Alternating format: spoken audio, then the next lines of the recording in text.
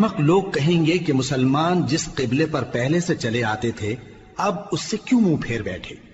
تم کہہ دو کہ مشرق اور مغرب سب اللہ ہی کا ہے، وہ جس کو چاہتا ہے سیدھے رستے پر چلاتا ہے، اور اسی طرح ہم نے تم کو امت معتدل بنایا ہے تاکہ تم لوگوں پر گواہ بنو اور پیغمبر آخر الزمان صلی اللہ علیہ وآلہ وسلم تم پر گواہ بنے۔ اور جس قبلے پر تم پہلے تھے اس کو ہم نے اس لیے مقرر کیا تھا کہ معلوم کریں کہ کون ہمارے پیغمبر کا تابع رہتا ہے اور کون الٹے پاؤں پھر جاتا ہے۔ اور یہ بات یعنی تحویل قبلہ لوگوں کو گراں معلوم ہوئی، مگر جن کو اللہ نے ہدایت بخشی ہے وہ اسے گراں نہیں سمجھتے، اور اللہ ایسا نہیں کہ تمہارے ایمان کو یوں ہی ضائع کر دے۔ اللہ تو لوگوں پر بڑا مہربان ہے، صاحب رحمت ہے۔ اے پیغمبر صلی اللہ علیہ وآلہ وسلم، ہم تمہارا آسمان کی طرف منہ اٹھانا دیکھ رہے ہیں،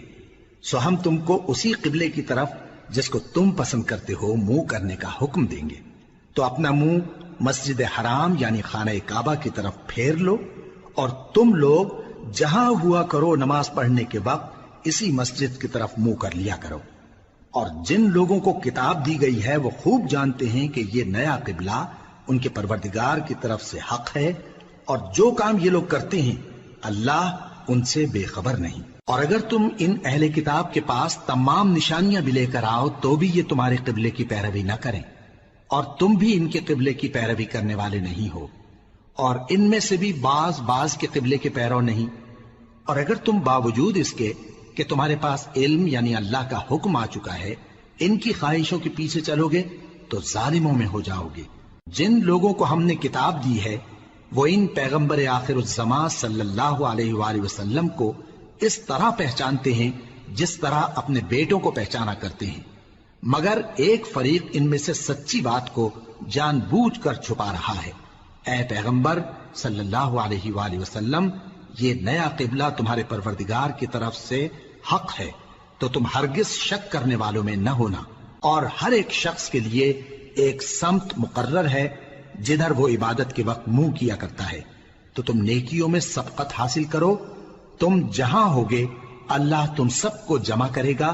بے شک اللہ ہر چیز پر قادر ہے۔ اور تم جہاں سے نکلو نماز میں اپنا منہ مسجد حرام کی طرف کر لیا کرو، بے شبہ یہ تمہارے پروردگار کی طرف سے حق ہے، اور تم لوگ جو کچھ کرتے ہو اللہ اس سے بے خبر نہیں۔ اور تم جہاں سے نکلو مسجد حرام کی طرف منہ کر کے نماز پڑھا کرو، اور مسلمانوں تم جہاں ہوا کرو اسی مسجد کی طرف رخ کیا کرو۔ یہ تاکید اس لیے کی گئی ہے کہ لوگ تم کو کسی طرح کا الزام نہ دے سکیں، مگر ان میں سے جو ظالم ہیں وہ الزام دیں تو دیں، سو ان سے مت ڈرنا اور مجھی سے ڈرتے رہنا، اور یہ بھی مقصود ہے کہ میں تم کو اپنی تمام نعمتیں بخشوں، اور یہ بھی کہ تم راہ راست پر چلو۔ جس طرح من جملہ اور نعمتوں کے ہم نے تمہیں میں سے ایک رسول بھیجے ہیں جو تم کو ہماری آیتیں پڑھ پڑھ کر سناتے اور تمہیں پاک بناتے، اور کتاب یعنی قرآن اور دانائی سکھاتے ہیں، اور ایسی باتیں بتاتے ہیں جو تم پہلے نہیں جانتے تھے، سو تم مجھے یاد کیا کرو، میں تمہیں یاد کیا کروں گا، اور میرا احسان مانتے رہنا اور میری ناشکری نہ کرنا۔ اے ایمان والو، صبر اور نماز سے مدد لیا کرو، بے شک اللہ صبر کرنے والوں کے ساتھ ہے۔ اور جو لوگ اللہ کی راہ میں مارے جائیں ان کی نسبت یہ نہ کہنا کہ وہ مرے ہوئے ہیں، وہ مردہ نہیں بلکہ زندہ ہیں، لیکن تم کو شعور نہیں۔ اور ہم کسی قدر خوف اور بھوک اور مال اور جانوں اور میووں کے نقصان سے تمہاری آزمائش کریں گے، اور صبر کرنے والوں کو بشارت سنا دو کہ ان لوگوں پر جب کوئی مصیبت واقع ہوتی ہے تو کہتے ہیں کہ ہم اللہ ہی کا مال ہیں اور اسی کی طرف لوٹ کر جانے والے ہیں۔ یہی لوگ ہیں جن پر ان کے پروردگار کی عنایتیں ہیں اور خصوصی رحمت بھی ہے، اور یہی سیدھے رستے پر ہیں۔ بے شک کوہ صفا اور مروہ اللہ کی نشانیوں میں سے ہیں، تو جو شخص خانہ کعبہ کا حج یا عمرہ کرے اس پر کچھ گناہ نہیں کہ دونوں کے درمیان چکر لگائے، بلکہ یہ ایک نیک کام ہے، اور جو کوئی نیک کام کرے تو اللہ قدردان ہے، دانا ہے۔ جو لوگ ہمارے حکموں اور ہدایتوں کو جو ہم نے نازل کی ہیں کسی غرض فاسد سے چھپاتے ہیں، باوجود کہ ہم نے ان کو لوگوں کے سمجھانے کے لیے اپنی کتاب میں کھول کھول کر بیان کر دیا ہے۔ ایسوں پر اللہ اور تمام لعنت کرنے والے لعنت کرتے ہیں۔ ہاں، جو توبہ کرتے ہیں اور اپنی حالت درست کر لیتے ہیں اور احکام الہی کو صاف صاف بیان کر دیتے ہیں تو میں ان کے قصور معاف کر دیتا ہوں، اور میں بڑا معاف کرنے والا، بڑا مہربان ہوں۔ جو لوگ کافر ہوئے اور کافر ہی مرے، ایسوں پر اللہ کی اور فرشتوں کی اور انسانوں کی سب کی لعنت، وہ ہمیشہ اسی لعنت میں گرفتار رہیں گے۔ ان سے نہ تو عذاب ہلکا ہی کیا جائے گا اور نہ انہیں کچھ مہلت ملے گی۔ اور لوگوں، تمہارا معبود ایک ہی معبود ہے، اس بڑے مہربان اور رحم والے کے سوا کوئی عبادت کے لائق نہیں۔ بے شک آسمانوں اور زمین کے پیدا کرنے میں اور رات اور دن کے ایک دوسرے کے پیچھے آنے جانے میں اور کشتیوں اور جہازوں میں جو سمندر میں لوگوں کے فائدے کے لیے رواں ہیں، اور میں جس کو اللہ آسمان سے برساتا اور اس سے زمین کو اس کے مردہ ہو جانے کے بعد زندہ یعنی خشک ہو جانے کے بعد سرسبز کر دیتا ہے، اور زمین پر ہر قسم کے جانور پھیلانے میں اور ہواؤں کے چلانے میں اور بادلوں میں جو آسمان اور زمین کے درمیان گھرے رہتے ہیں، عقل مندوں کے لیے اللہ کی قدرت کی نشانیاں ہیں۔ اور بعض لوگ ایسے ہیں جو غیر اللہ کو اللہ کا شریک بناتے اور ان سے اللہ کی سی محبت کرتے ہیں، لیکن جو ایمان والے ہیں وہ تو اللہ ہی کے سب سے زیادہ دوست دار ہیں۔ اور اے کاش ظالم لوگ جو بات عذاب کے وقت دیکھیں گے اب دیکھ لیتے کہ سب طرح کی طاقت اللہ ہی کو ہے، اور یہ کہ اللہ سخت عذاب کرنے والا ہے۔ اس دن کفر کے پیشوا اپنے پیروں سے بیزاری ظاہر کریں گے اور دونوں عذاب الہی دیکھ لیں گے اور ان کے آپس کے تعلقات منقطع ہو جائیں گے۔ یہ حال دیکھ کر پیروی کرنے والے حسرت سے کہیں گے کہ اے کاش ہمیں پھر دنیا میں جانا نصیب ہو، تاکہ جس طرح یہ ہم سے بیزار ہو رہے ہیں اسی طرح ہم بھی ان سے بیزار ہوں۔ اس طرح اللہ ان کے اعمال حسرت بنا کر دکھائے گا اور وہ دوزخ سے نکل نہیں سکیں گے۔ لوگوں، جو چیزیں زمین میں حلال طیب ہیں وہ کھاؤ، اور شیطان کے قدموں پر نہ چلو، وہ تمہارا کھلا دشمن ہے۔ وہ تو تم کو برائی اور بے حیائی ہی کے کام کرنے کو کہتا ہے، اور یہ بھی کہ اللہ کی نسبت ایسی باتیں کہو جن کا تمہیں کچھ بھی علم نہیں۔ اور جب ان لوگوں سے کہا جاتا ہے کہ جو کتاب اللہ نے نازل فرمائی ہے اس کی پیروی کرو، تو کہتے ہیں نہیں، بلکہ ہم تو اسی چیز کی پیروی کریں گے جس پر ہم نے اپنے باپ دادا کو پایا۔ بھلا اگرچہ ان کے باپ دادا نہ کچھ سمجھتے ہوں اور نہ سیدھے رستے پر ہوں، تب بھی وہ انہی کی تقلید کیے جائیں گے۔ جو لوگ کافر ہیں ان کی مثال اس شخص کی سی ہے جو کسی ایسی چیز کو آواز دے جو پکار اور آواز کے سوا کچھ سن نہ سکے۔ یہ بہرے ہیں، گونگے ہیں، اندھے ہیں کہ کچھ سمجھ ہی نہیں سکتے۔ اے اہل ایمان، جو پاکیزہ چیزیں ہم نے تم کو عطا فرمائی ہیں ان کو کھاؤ، اور اگر اللہ ہی کے بندے ہو تو اس کی نعمتوں کا شکر بھی ادا کرو۔ اس نے تو تم پر بس مرا ہوا جانور اور لہو اور سور کا گوشت اور جس چیز پر اللہ کے سوا کسی اور کا نام پکارا جائے حرام کر دیا ہے۔ ہاں، جو مجبور ہو جائے بشرطے کہ اللہ کی نافرمانی نہ کرے اور حد ضرورت سے باہر نہ نکل جائے، اس پر کچھ گناہ نہیں۔ بے شک اللہ بخشنے والا ہے،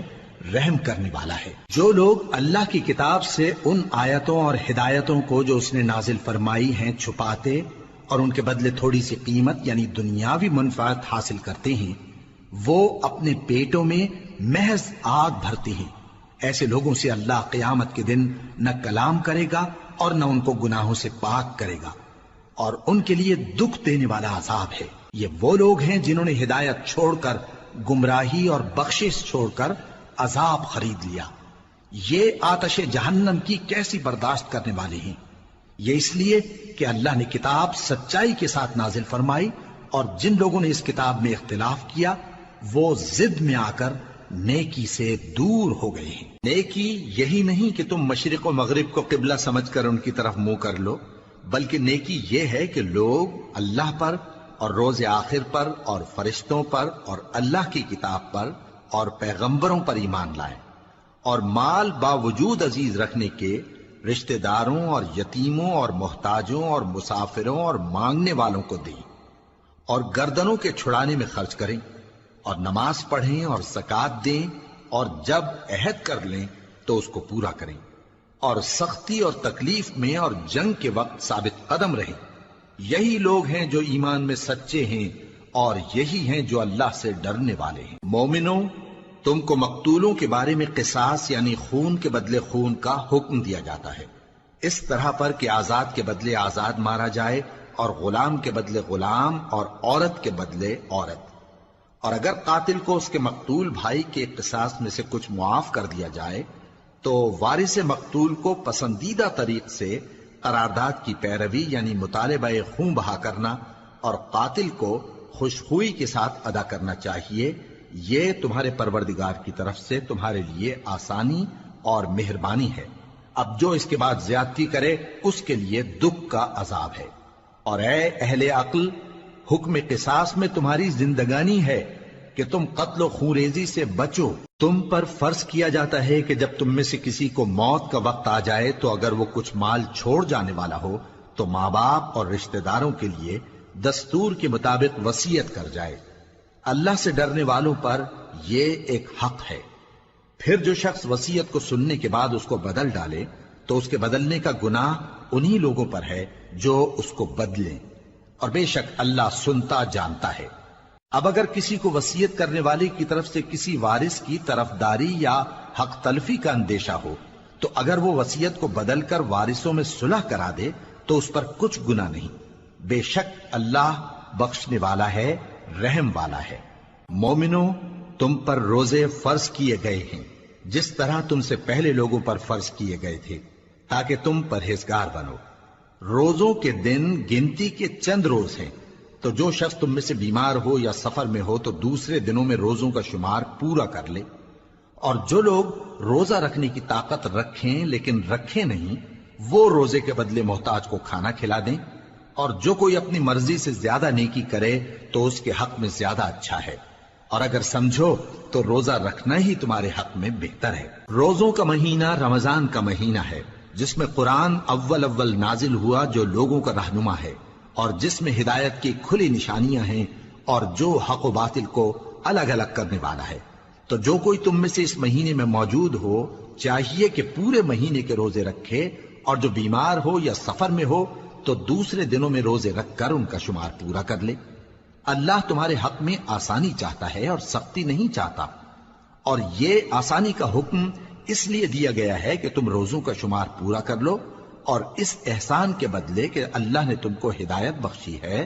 تم اس کو بزرگی سے یاد کرو اور اس کا شکر کرو۔ اور اے پیغمبر، جب تم سے میرے بندے میرے بارے میں دریافت کریں تو انہیں معلوم ہو کہ میں تو تمہارے پاس ہی ہوں۔ جب کوئی پکارنے والا مجھے پکارتا ہے تو میں اس کی دعا قبول کرتا ہوں، تو ان کو چاہیے کہ میرے حکموں کو مانیں اور مجھ پر ایمان رکھیں تاکہ نیک رستہ پائیں۔ روزوں کی راتوں میں تمہارے لیے اپنی عورتوں کے پاس جانا جائز کر دیا گیا ہے، وہ تمہاری پوشاک ہیں اور تم ان کی پوشاک ہو۔ اللہ کو معلوم ہے کہ تم ان کے پاس جانے سے اپنے حق میں خیانت کرتے تھے، سو اس نے تم پر مہربانی کی اور تمہاری حرکات سے درگزر فرمائی، تو اب تم کو اختیار ہے کہ ان سے مباشرت کرو۔ اور اللہ نے جو چیز تمہارے لیے لکھ رکھی ہے یعنی اولاد، اس کو اللہ سے طلب کرو اور کھاؤ اور پیو، یہاں تک کہ صبح کی سفید دھاری رات کی سیاہ دھاری سے الگ نظر آنے لگے۔ پھر روزہ رکھ کر رات تک پورا کرو، اور جب تم مسجدوں میں اعتکاف بیٹھتے ہو تو ان سے مباشرت نہ کرو، یہ اللہ کی حدیں ہیں، ان کے پاس نہ جانا۔ اسی طرح اللہ اپنی آیتیں لوگوں کے سمجھانے کے لیے کھول کھول کر بیان فرماتا ہے تاکہ وہ پرہیزگار بنے۔ اور آپس میں ایک دوسرے کا مال ناحق نہ کھاؤ، اور نہ اس کو رشوتاً حاکموں کے پاس پہنچاؤ تاکہ لوگوں کے مال کا کچھ حصہ ناجائز طور پر کھا جاؤ، اور اسے تم جانتے بھی ہو۔ اے پیغمبر، لوگ تم سے نئے چاند کے بارے میں دریافت کرتے ہیں کہ گھٹتا بڑھتا کیوں ہے۔ کہہ دو کہ وہ لوگوں کے کاموں کی میعادیں اور حج کے وقت معلوم ہونے کا ذریعہ ہے، اور نیکی اس بات میں نہیں کہ احرام کی حالت میں گھروں میں ان کے پچھواڑے کی طرف سے آؤ، بلکہ نیکوکار وہ ہے جو پرہیزگار ہو، اور گھروں میں ان کے دروازوں سے آیا کرو، اور اللہ سے ڈرتے رہو تاکہ کامیاب ہو جاؤ۔ اور جو لوگ تم سے لڑتے ہیں تم بھی اللہ کی راہ میں ان سے لڑو، مگر زیادتی نہ کرنا، کہ اللہ زیادتی کرنے والوں کو دوست نہیں رکھتا، اور ان کو جہاں پاؤ قتل کر دو، اور جہاں سے انہوں نے تم کو نکالا ہے یعنی مکے سے، وہاں سے تم بھی ان کو نکال دو۔ اور دین سے گمراہ کرنے کا فساد قتل و خونریزی سے کہیں بڑھ کر ہے، اور جب تک وہ تم سے مسجد حرام یعنی خانہ کعبہ کے پاس نہ لڑیں، تم بھی وہاں ان سے نہ لڑنا۔ ہاں اگر وہ تم سے لڑیں تو تم ان کو قتل کر ڈالو، کافروں کی یہی سزا ہے۔ پھر اگر وہ باز آ جائیں تو اللہ بخشنے والا ہے، رحم کرنے والا ہے۔ اور ان سے اس وقت تک لڑتے رہنا کہ فساد نابود ہو جائے اور ملک میں اللہ ہی کا دین غالب ہو جائے۔ پھر اگر وہ فساد سے باز آ جائیں تو ظالموں کے سوا کسی پر زیادتی نہیں کرنی چاہیے۔ ادب کا مہینہ ادب کے مہینے کے مقابل ہے، اور ادب کی چیزیں ایک دوسرے کا بدلہ ہیں۔ پس اگر کوئی تم پر زیادتی کرے تو جیسی زیادتی وہ تم پر کرے ویسی ہی تم اس پر کرو، اور اللہ سے ڈرتے رہو اور جان رکھو کہ اللہ ڈرنے والوں کے ساتھ ہے۔ اور اللہ کی راہ میں مال خرچ کرو اور اپنے آپ کو ہلاکت میں نہ ڈالو، اور نیکی کرو، بے شک اللہ نیکی کرنے والوں کو دوست رکھتا ہے۔ اور اللہ کی خوشنودی کے لیے حج اور عمرے کو پورا کرو، اور اگر راستے میں روک لیے جاؤ تو جیسی قربانی میسر ہو کر دو،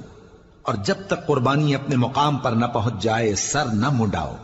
اور اگر کوئی تم میں بیمار ہو یا اس کے سر میں کسی طرح کی تکلیف ہو تو اگر وہ سر منڈا لے تو اس کے بدلے روزے رکھے یا صدقہ دے یا قربانی کرے۔ پھر جب تکلیف دور ہو کر تم مطمئن ہو جاؤ تو جو تم میں حج کے وقت تک عمرے سے فائدہ اٹھانا چاہے وہ جیسی قربانی میسر ہو کرے، اور جس کو قربانی نہ ملے وہ 3 روزے ایام حج میں رکھے اور 7 جب واپس ہو، یہ پورے 10 ہوئے۔ یہ حکم اس شخص کے لیے ہے جس کے اہل و عیال مکے میں نہ رہتے ہوں۔ اور اللہ سے ڈرتے رہو اور جان رکھو کہ اللہ سخت عذاب دینے والا ہے۔ حج کے مہینے معین ہیں جو معلوم ہیں، تو جو شخص ان مہینوں میں حج کی نیت کر لے تو حج کے دنوں میں نہ عورتوں سے اختلاط کرے، نہ کوئی برا کام کرے اور نہ کسی سے جھگڑے۔ اور جو نیک کام تم کرو گے وہ اللہ کو معلوم ہو جائے گا۔ اور زاد راہ یعنی رستے کا خرچ ساتھ لے جاؤ، کیونکہ بہترین زاد راہ پرہیزگاری ہے۔ اور اے اہل عقل، مجھی سے ڈرتے رہو، اس کا تمہیں کچھ گناہ نہیں کہ حج کے دنوں میں بذریعہ تجارت اپنے پروردگار سے روزی طلب کرو۔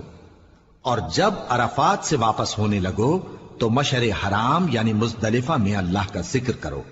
اور اس طرح ذکر کرو جس طرح اس نے تم کو سکھایا، اور اس سے پیشتر تم لوگ ان طریقوں سے محض ناواقف تھے۔ پھر جہاں سے اور لوگ واپس ہوں وہیں سے تم بھی واپس ہو، اور اللہ سے بخشش مانگو، بے شک اللہ بخشنے والا ہے، رحمت کرنے والا ہے۔ پھر جب حج کے تمام ارکان پورے کر چکو تو مینا میں اللہ کو یاد کرو جس طرح اپنے باپ دادا کو یاد کیا کرتے تھے، بلکہ اس سے بھی زیادہ۔ اور بعض لوگ ایسے ہیں جو اللہ سے التجا کرتے ہیں کہ اے پروردگار ہم کو جو دینا ہے دنیا ہی میں دے دے، اور ایسے لوگوں کا آخرت میں کچھ حصہ نہیں۔ اور بعض ایسے ہیں کہ دعا کرتے ہیں کہ پروردگار ہم کو دنیا میں بھی نعمت عطا فرما اور آخرت میں بھی نعمت بخشیو اور دوزخ کے عذاب سے محفوظ رکھیو۔ یہی لوگ ہیں جن کے لیے ان کے کاموں کا حصہ یعنی اجر نیک تیار ہے، اور اللہ جلد حساب لینے والا ہے۔ اور قیام منا کے دنوں میں جو گنتی کے دن ہیں اللہ کو یاد کرو۔ اگر کوئی جلدی کرے اور 2 ہی دن میں چل دے تو اس پر بھی کچھ گناہ نہیں، اور جو بات تک ٹھہرا رہے اس پر بھی کچھ گناہ نہیں۔ یہ باتیں اس شخص کے لیے ہیں جو اللہ سے ڈرے، اور تم لوگ اللہ سے ڈرتے رہو اور جان رکھو کہ تم سب اس کے پاس جمع کیے جاؤ گے۔ اور کوئی شخص تو ایسا ہے جس کی گفتگو دنیا کی زندگی میں تم کو دلکش معلوم ہوتی ہے، اور وہ اپنے معافی ضمیر پر یعنی اس بات پر جو اس کے دل میں ہے اللہ کو گواہ بناتا ہے، حالانکہ وہ سخت جھگڑالو ہے۔ اور جب پیٹ پھیر کر چلا جاتا ہے تو زمین میں دوڑتا پھرتا ہے تاکہ اس میں فتنہ انگیزی کرے اور کھیتی کو برباد اور انسانوں اور حیوانوں کی نسل کو نابود کر دے، اور اللہ فتنہ انگیزی کو پسند نہیں کرتا۔ اور جب اس سے کہا جاتا ہے کہ اللہ سے خوف کر تو غرور اس کو گناہ میں پھنسا دیتا ہے، سو اس کو جہنم کافی ہے اور وہ بہت برا ٹھکانہ ہے۔ اور کوئی شخص ایسا ہے کہ اللہ کی خوشنودی حاصل کرنے کے لیے اپنی جان بیچ ڈالتا ہے، اور اللہ بندوں پر بہت مہربان ہے۔ مومنو، اسلام میں پورے پورے داخل ہو جاؤ اور شیطان کے پیچھے نہ چلو، وہ تو تمہارا کھلا دشمن ہے۔ پھر اگر تم احکام روشن پہنچ جانے کے بعد لڑکھڑا جاؤ تو جان رکھو کہ اللہ غالب ہے، حکمت والا ہے۔ کیا یہ لوگ اسی بات کے منتظر ہیں کہ ان پر اللہ کا عذاب بادل کے سائبانوں میں نازل ہو اور فرشتے بھی اتر آئیں اور کام تمام کر دیا جائے؟ اور سب کاموں کا رجوع اللہ ہی کی طرف ہے۔ اے پیغمبر، بنی اسرائیل سے پوچھو کہ ہم نے ان کو کتنی کھلی نشانیاں دیں، اور جو شخص اللہ کی نعمت کو اپنے پاس آنے کے بعد بدل دے تو اللہ سخت عذاب کرنے والا ہے۔ اور جو کافر ہیں ان کے لیے دنیا کی زندگی خوشنما کر دی گئی ہے، اور وہ مومنوں سے تمسخر کرتی ہیں، لیکن جو پرہیزگار ہیں وہ قیامت کے دن ان سے اوپر ہوں گے۔ اور اللہ جس کو چاہتا ہے بے حساب رزق دیتا ہے۔ پہلے تو سب لوگوں کا ایک ہی مذہب تھا، لیکن وہ آپس میں اختلاف کرنے لگے تو اللہ نے ان کی طرف بشارت دینے والے اور ڈر سنانے والے پیغمبر بھیجے، اور ان پر سچائی کے ساتھ کتابیں نازل کی، تاکہ جن امور میں لوگ اختلاف کرتے تھے ان کا ان میں فیصلہ کر دے۔ اور اس میں اختلاف بھی انہی لوگوں نے کیا جن کو کتاب دی گئی تھی، باوجود کہ ان کے پاس کھلے ہوئے احکام آ چکے تھے، اور یہ اختلاف انہوں نے صرف آپس کی ضد سے کیا۔ تو جس امر حق میں وہ اختلاف کرتے تھے اللہ نے اپنی مہربانی سے مومنوں کو اس کی راہ دکھا دی، اور اللہ جس کو چاہتا ہے سیدھا رستہ دکھا دیتا ہے۔ کیا تم یہ خیال کرتے ہو کہ یوں ہی بہشت میں داخل ہو جاؤ گے، اور ابھی تم کو پہلے لوگوں کی سی مشکلیں تو پیش آئی ہی نہیں؟ ان کو بڑی بڑی سختیاں اور تکلیفیں پہنچیں، اور وہ صعوبتوں میں ہلا ہلا دیے گئے، یہاں تک کہ پیغمبر اور مومن لوگ جو ان کے ساتھ تھے سب پکار اٹھے کہ کب اللہ کی مدد آئے گی۔ دیکھو اللہ کی مدد ان قریب آیا چاہتی ہے۔ اے نبی، لوگ تم سے پوچھتے ہیں کہ اللہ کی راہ میں کس طرح کا مال خرچ کریں۔ کہہ دو کہ جو چاہو خرچ کرو، لیکن جو مال خرچ کرنا چاہو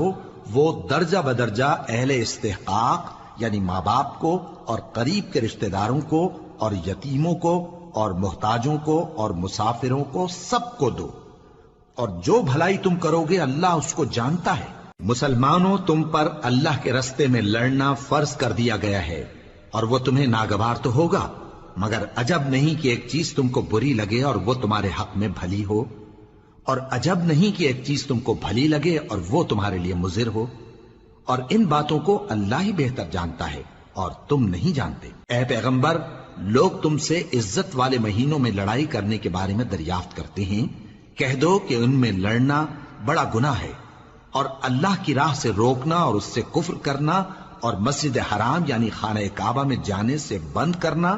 اور اہل مسجد کو اس میں سے نکال دینا جو یہ کفار کرتے ہیں، اللہ کے نزدیک اس سے بھی زیادہ گناہ ہے، اور فتنہ انگیزی خونریزی سے بھی بڑھ کر ہے۔ اور یہ لوگ ہمیشہ تم سے لڑتے رہیں گے، یہاں تک کہ اگر مقدور رکھیں تو تم کو تمہارے دین سے پھیر دیں، اور جو کوئی تم میں سے اپنے دین سے پھر کر کافر ہو جائے گا اور کافر ہی مرے گا تو ایسے لوگوں کے اعمال دنیا اور آخرت دونوں میں برباد ہو جائیں گے، اور یہی لوگ دوزخ میں جانے والے ہیں جس میں ہمیشہ رہیں گے۔ جو لوگ ایمان لائے اور اللہ کے لیے وطن چھوڑ گئے اور کفار سے جنگ کرتے رہے وہی اللہ کی رحمت کے امیدوار ہیں، اور اللہ بخشنے والا ہے، رحمت کرنے والا ہے۔ اے پیغمبر، لوگ تم سے شراب اور جوئے کا حکم دریافت کرتے ہیں، کہہ دو کہ ان میں گناہ بڑے ہیں اور لوگوں کے لیے کچھ فائدے بھی ہیں، مگر ان کے گناہ فائدوں سے کہیں زیادہ ہیں۔ اور یہ بھی تم سے پوچھتے ہیں کہ اللہ کی راہ میں کون سا مال خرچ کریں، کہہ دو کہ جو ضرورت سے زیادہ ہو۔ اس طرح اللہ تمہارے لیے اپنے احکام کھول کھول کر بیان فرماتا ہے تاکہ تم سوچو، یعنی دنیا اور آخرت کی باتوں میں غور کرو۔ اور تم سے یتیموں کے بارے میں بھی دریافت کرتے ہیں، کہہ دو کہ ان کی حالت کی اصلاح بہت اچھا کام ہے، اور اگر تم ان سے مل جل کر رہنا یعنی خرچ اکٹھا رکھنا چاہو تو وہ تمہارے بھائی ہیں، اور اللہ خوب جانتا ہے کہ خرابی کرنے والا کون ہے اور اصلاح کرنے والا کون۔ اور اگر اللہ چاہتا تو تم کو تکلیف میں ڈال دیتا، بے شک اللہ غالب ہے، حکمت والا ہے۔ اور مومنوں مشرک عورتوں سے جب تک وہ ایمان نہ لائیں نکاح نہ کرنا، کیونکہ مشرک عورت خواہ تم کو کیسی ہی بھلی لگے اس سے مومن لونڈی بہتر ہے۔ اور اسی طرح مشرک مرد جب تک ایمان نہ لائیں مومن عورتوں کو ان کی زوجیت میں نہ دینا، کیونکہ مشرک مرد سے خواہ وہ تم کو کیسا ہی بھلا لگے مومن غلام بہتر ہے۔ یہ مشرک لوگوں کو دوزخ کی طرف بلاتی ہیں، اور اللہ اپنی مہربانی سے بہشت اور بخشش کی طرف بلاتا ہے، اور اپنے حکم لوگوں سے کھول کھول کر بیان کرتا ہے تاکہ نصیحت حاصل کریں۔ اور تم سے حیض کے بارے میں دریافت کرتے ہیں، کہہ دو وہ تو نجاست ہے، سو ایام حیض میں عورتوں سے کنارہ کش رہو، اور جب تک وہ پاک نہ ہو جائیں ان سے مقاربت نہ کرو۔ ہاں جب وہ پاک ہو جائیں تو جس طریق سے اللہ نے تمہیں ارشاد فرمایا ہے ان کے پاس جاؤ، کچھ شک نہیں کہ اللہ توبہ کرنے والوں اور پاک صاف رہنے والوں کو دوست رکھتا ہے۔ تمہاری عورتیں تمہاری کھیتی ہیں، تو اپنی کھیتی میں جس طرح چاہو جاؤ، اور اپنے لیے نیک عمل آگے بھیجو، اور اللہ سے ڈرتے رہو، اور جان رکھو کہ ایک دن تمہیں اس کے روبرو حاضر ہونا ہے۔ اور اے پیغمبر ایمان والوں کو بشارت سنا دو، اور اللہ کے نام کو اس بات کا ہیلا نہ بنانا کہ اس کی قسمیں کھا کھا کر سلوک کرنے اور پرہیزگاری کرنے اور لوگوں میں صلح و سازگاری کرانے سے رک جاؤ، اور اللہ سب کچھ سنتا ہے جانتا ہے۔ اللہ تمہاری لغو قسموں پر تم سے مواخذہ نہیں کرے گا، لیکن جو قسمیں تم قصد دلی سے کھاؤ گے ان پر مواخذہ کرے گا، اور اللہ بخشنے والا ہے بردبار ہے۔ جو لوگ اپنی عورتوں کے پاس جانے کی قسم کھا لیں ان کو 4 مہینے تک انتظار کرنا چاہیے۔ اگر اس عرصے میں قسم سے رجوع کر لیں تو اللہ بخشنے والا ہے، مہربان ہے، اور اگر طلاق کا ارادہ کر لیں تو بھی اللہ سنتا ہے جانتا ہے۔ اور طلاق والی عورتیں 3 حیض تک اپنے تئیں روکے رہیں، اور اگر وہ اللہ اور روز قیامت پر ایمان رکھتی ہیں تو ان کو جائز نہیں کہ اللہ نے جو کچھ ان کے شکم میں پیدا کیا ہے اس کو چھپائیں، اور ان کے خاوند اگر پھر موافقت چاہیں تو اس مدت میں وہ ان کو اپنی زوجیت میں لے لینے کے زیادہ حقدار ہیں۔ اور عورتوں کا حق مردوں پر ویسا ہی ہے جیسے دستور کے مطابق مردوں کا حق عورتوں پر ہے، البتہ مردوں کو عورتوں پر 1 درجہ فضیلت ہے، اور اللہ غالب ہے، صاحب حکمت ہے۔ طلاق صرف 2 بار ہے، یعنی جب 2 دفعہ طلاق دے دی جائے تو پھر عورتوں کو یا تو بطریق شائستہ نکاح میں رہنے دینا ہے یا بھلائی کے ساتھ چھوڑ دینا، اور یہ جائز نہیں کہ جو مہر تم ان کو دے چکے ہو اس میں سے کچھ واپس لے لو۔ ہاں اگر زن و شوہر کو خوف ہو کہ وہ اللہ کی حدوں کو قائم نہیں رکھ سکیں گے تو اگر عورت خاوند کے ہاتھ سے رہائی پانے کے بدلے میں کچھ دے ڈالے تو دونوں پر کچھ گناہ نہیں۔ یہ اللہ کی مقرر کی ہوئی حدیں ہیں، ان سے باہر نہ نکلنا، اور جو لوگ اللہ کی حدوں سے باہر نکل جائیں گے وہ گناہگار ہوں گے۔ پھر اگر شوہر 2 طلاقوں کے بعد تیسری طلاق عورت کو دے دے تو اس کے بعد جب تک عورت کسی دوسرے شخص سے نکاح نہ کر لے اس پہلے شوہر پر حلال نہ ہوگی۔ ہاں اگر دوسرا خاوند بھی طلاق دے دے اور عورت اور پہلا خاوند پھر ایک دوسرے کی طرف رجوع کر لیں تو ان پر کچھ گناہ نہیں، بشرطے کہ دونوں یقین کریں کہ اللہ کی حدوں کو قائم رکھ سکیں گے، اور یہ اللہ کی حدیں ہیں، ان کو وہ ان لوگوں کے لیے بیان فرماتا ہے جو علم رکھتے ہیں۔ اور جب تم عورتوں کو 2 دفعہ طلاق دے چکو اور ان کی عدت پوری ہو جائے تو انہیں یا تو حسن سلوک سے نکاح میں رہنے دو یا بطریق شائستہ رخصت کر دو، اور اس نیت سے ان کو نکاح میں نہ رہنے دینا چاہیے کہ انہیں تکلیف دو اور ان پر زیادتی کرو، اور جو ایسا کرے گا وہ اپنا ہی نقصان کرے گا۔ اور اللہ کے احکام کو ہنسی اور کھیل نہ بناؤ، اور اللہ نے تم کو جو نعمتیں بخشی ہیں اور تم پر جو کتاب اور دانائی کی باتیں نازل کی ہیں جن سے وہ تمہیں نصیحت فرماتا ہے ان کو یاد کرو، اور اللہ سے ڈرتے رہو، اور جان رکھو کہ اللہ ہر چیز سے واقف ہے۔ اور جب تم عورتوں کو طلاق دے چکو اور ان کی عدت پوری ہو جائے تو ان کو اپنے شوہروں کے ساتھ جب وہ آپس میں جائز طور پر راضی ہو جائیں نکاح کرنے سے مت روکو۔ اس حکم سے اس شخص کو نصیحت کی جاتی ہے جو تم میں اللہ اور روز آخر پر یقین رکھتا ہے، یہ تمہارے لیے نہایت خوب اور بہت پاکیزگی کی بات ہے،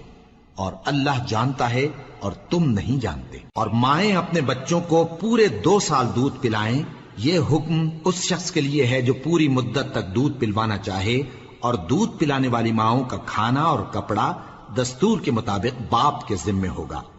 کسی شخص کو اس کی طاقت سے زیادہ تکلیف نہیں دی جاتی، تو یاد رکھو کہ نہ تو ماں کو اس کے بچے کے سبب نقصان پہنچایا جائے اور نہ باپ کو اس کی اولاد کی وجہ سے نقصان پہنچایا جائے، اور اسی طرح نان و نفقہ بچے کے وارث کے ذمے ہے۔ اور اگر دونوں یعنی ماں باپ آپس کی رضامندی اور صلاح سے بچے کا دودھ چھڑانا چاہیں تو ان پر کچھ گناہ نہیں، اور اگر تم اپنی اولاد کو دودھ پلوانا چاہو تو تم پر کچھ گناہ نہیں، بشرطے کہ تم دودھ پلانے والیوں کو دستور کے مطابق ان کا حق جو تم نے دینا کیا تھا دے دو، اور اللہ سے ڈرتے رہو اور جان رکھو کہ جو کچھ تم کرتے ہو اللہ اس کو دیکھ رہا ہے۔ اور جو لوگ تم میں سے مر جائیں اور عورتیں چھوڑ جائیں تو وہ عورتیں 4 مہینے اور 10 دن اپنے آپ کو روکے رہیں، اور جب یہ عدت پوری کر چکیں اور اپنے حق میں پسندیدہ کام یعنی نکاح کر لیں تو تم پر کچھ گناہ نہیں، اور اللہ تمہارے سب کاموں سے واقف ہے۔ اگر تم اشارے کنائے میں عورتوں کو نکاح کا پیغام بھیجو یا نکاح کی خواہش کو اپنے دلوں میں مخفی رکھو تو تم پر کچھ گناہ نہیں۔ اللہ کو معلوم ہے کہ تم ان سے نکاح کا ذکر کرو گے، مگر ایام عدت میں اس کے سوا کے دستور کے مطابق کوئی بات کہہ دو، پوشیدہ طور پر ان سے قول و قرار نہ کرنا، اور جب تک عدت پوری نہ ہو لے نکاح کا پختہ ارادہ نہ کرنا، اور جان رکھو کہ جو کچھ تمہارے دلوں میں ہے اللہ کو سب معلوم ہے، تو اس سے ڈرتے رہو اور جان رکھو کہ اللہ بخشنے والا ہے، حلم والا ہے۔ اور اگر تم عورتوں کو ان کے پاس جانے یا ان کا مہر مقرر کرنے سے پہلے طلاق دے دو تو تم پر کچھ گناہ نہیں، ہاں ان کو دستور کے مطابق کچھ خرچ ضرور دو، یعنی مقدور والا اپنے مقدور کے مطابق دے اور تنگ دست اپنی حیثیت کے مطابق۔ نیک لوگوں پر یہ ایک طرح کا حق ہے۔ اور اگر تم عورتوں کو ان کے پاس جانے سے پہلے طلاق دے دو لیکن مہر مقرر کر چکے ہو تو آدھا مہر دینا ہوگا۔ ہاں اگر عورتیں مہر بخش دیں یا مرد جن کے ہاتھ میں عقد نکاح ہے اپنا حق چھوڑ دیں اور پورا مہر دے دیں تو ان کو اختیار ہے،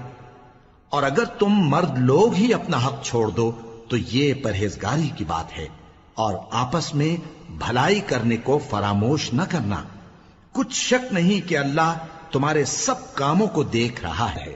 مسلمانوں، سب نمازیں خصوصاً بیچ کی نماز یعنی نماز عصر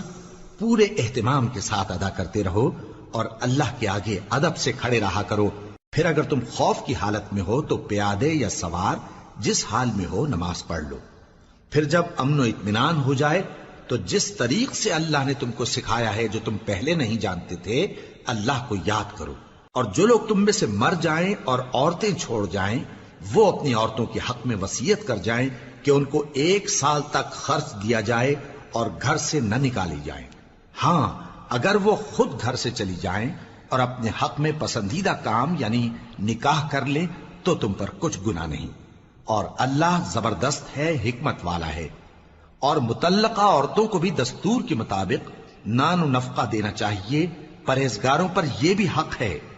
اسی طرح اللہ اپنے احکام تمہارے لیے بیان فرماتا ہے تاکہ تم سمجھو۔ بھلا تم نے ان لوگوں کو نہیں دیکھا جو شمار میں ہزاروں ہی تھے اور موت کے ڈر سے اپنے گھروں سے نکل بھاگے تھے، تو اللہ نے ان کو حکم دیا کہ مر جاؤ، پھر ان کو زندہ بھی کر دیا۔ کچھ شک نہیں کہ اللہ لوگوں پر مہربانی رکھتا ہے، لیکن اکثر لوگ شکر نہیں کرتے۔ اور مسلمانوں، اللہ کی راہ میں جہاد کرو اور جان رکھو کہ اللہ سب کچھ سنتا ہے، سب کچھ جانتا ہے۔ کون ہے کہ اللہ کو قرض حسنہ دے کہ وہ اس کے بدلے اس کو کئی گنا زیادہ دے گا، اور اللہ ہی روزی کو تنگ کرتا اور وہی اسے کشادہ کرتا ہے، اور تم اسی کی طرف لوٹ کر جاؤ گے۔ بھلا تم نے بنی اسرائیل کی ایک جماعت کو نہیں دیکھا جس نے موسیٰ کے بعد اپنے پیغمبر سے کہا کہ آپ ہمارے لیے ایک بادشاہ مقرر کر دیں تاکہ ہم اللہ کی راہ میں جہاد کریں؟ پیغمبر نے کہا کہ اگر تم کو جہاد کا حکم دیا جائے تو ایسا تو نہیں کہ لڑنے سے پہلو تہی کرو۔ وہ کہنے لگے کہ ہم اللہ کی راہ میں کیوں نہ لڑیں گے جبکہ ہم وطن سے خارج اور بال بچوں سے جدا کر دیے گئے۔ پھر جب ان کو جہاد کا حکم دیا گیا تو چند اشخاص کے سوا سب پھر گئے، اور اللہ ظالموں سے خوب واقف ہے۔ اور پیغمبر نے ان سے یہ بھی کہا کہ اللہ نے تم پر طالوت کو بادشاہ مقرر فرمایا ہے وہ بولے کہ اسے ہم پر بادشاہی کا حق کیوں کر ہو سکتا ہے؟ اس سے بڑھ کر بادشاہی کے مستحق تو ہم ہیں، اور اس کے پاس تو بہت سی دولت بھی نہیں۔ پیغمبر نے کہا کہ اللہ نے اس کو تم پر فضیلت دی ہے اور بادشاہی کے لیے منتخب فرمایا ہے۔ اس نے اسے علم بھی بہت سا بخشا ہے اور تن و توش بھی بڑا عطا کیا ہے، اور اللہ کو اختیار ہے جسے چاہے بادشاہی بخشے، وہ بڑا کشائش والا ہے، دانا ہے۔ اور پیغمبر نے ان سے کہا کہ ان کی یعنی طالوت کی بادشاہی کی نشانی یہ ہے کہ تمہارے پاس وہ صندوق آئے گا جس کو فرشتے اٹھائے ہوئے ہوں گے، اس میں تمہارے پروردگار کی طرف سے تسلی بخشنے والی چیز ہوگی اور کچھ اور چیزیں بھی ہوں گی جو موسیٰ اور ہارون چھوڑ گئے تھے۔ اگر تم ایمان رکھتے ہو تو یہ تمہارے لیے ایک بڑی نشانی ہے۔ غرض جب طالوت فوجیں لے کر روانہ ہوا تو اس نے ان سے کہا کہ اللہ ایک نہر سے تمہاری آزمائش کرنے والا ہے، جو شخص اس میں سے پانی پی لے گا اس کی نسبت تصور کیا جائے گا کہ وہ میرا نہیں، اور جو نہ پیے گا وہ سمجھا جائے گا کہ میرا ہے۔ ہاں اگر کوئی ہاتھ سے چلو بھر پانی لے لے تو خیر۔ جب وہ لوگ نہر پر پہنچے تو چند آدمیوں کے سوا سب نے پانی پی لیا۔ پھر جب طالوت اور مومن لوگ جو اس کے ساتھ تھے نہر کے پار ہو گئے تو کہنے لگے کہ آج ہم میں جالوت اور اس کے لشکر سے مقابلہ کرنے کی طاقت نہیں۔ جو لوگ یقین رکھتے تھے کہ ان کو اللہ کے روبرو حاضر ہونا ہے، وہ کہنے لگے کہ بسا اوقات تھوڑی سی جماعت نے اللہ کے حکم سے بڑی جماعت پر فتح حاصل کی ہے، اور اللہ ثابت قدم رہنے والوں کے ساتھ ہے۔ اور جب وہ لوگ جالوت اور اس کے لشکر کے مقابل میں آئے تو اللہ سے دعا کی کہ اے پروردگار، ہم پر صبر کے دہانے کھول دے اور ہمیں لڑائی میں ثابت قدم رکھ اور لشکر کفار پر فتح یاب کر۔ تو طالوت کی فوج نے اللہ کے حکم سے ان کو شکست دے دی، اور داؤد نے جالوت کو قتل کر ڈالا، اور اللہ نے ان کو بادشاہی اور دانائی بخشی اور جو کچھ چاہا سکھایا۔ اور اگر اللہ لوگوں کو ایک دوسرے پر چڑھائی اور حملہ کرنے سے نہ ہٹاتا رہتا تو کرۂ ارض تباہ ہو جاتا، لیکن اللہ اہل عالم پر بڑا مہربان ہے۔ یہ اللہ کی آیتیں ہیں جو ہم تم کو سچائی کے ساتھ پڑھ کر سناتے ہیں، اور اے محمد صلی اللہ علیہ وآلہ وسلم تم بلا شبہ پیغمبروں میں سے ہو۔